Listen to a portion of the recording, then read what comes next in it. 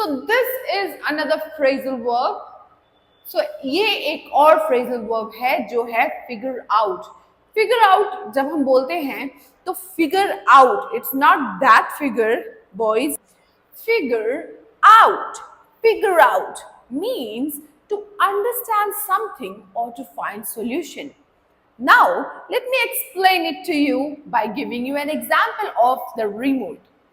So this is the remote, okay? This remote is not working properly. ये remote सही से काम नहीं कर रहा है, okay? So now, अगर ये काम नहीं कर रहा है, so that's a problem.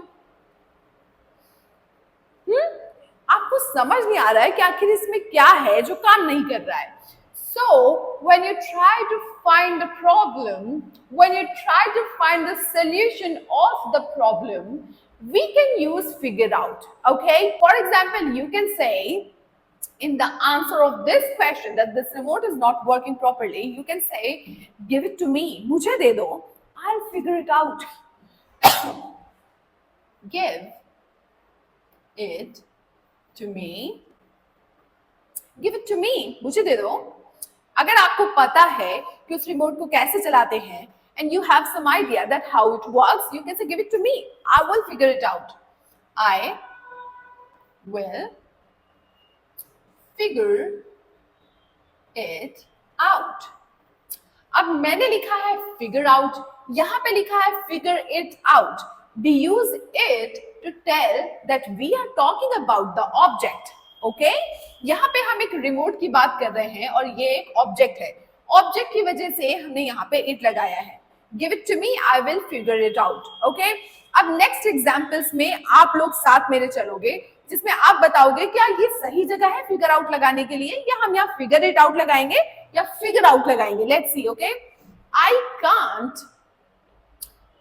Instead of understand हम यूज कर सकते हैं phrasal verb that you can't figure out how to use this washing machine.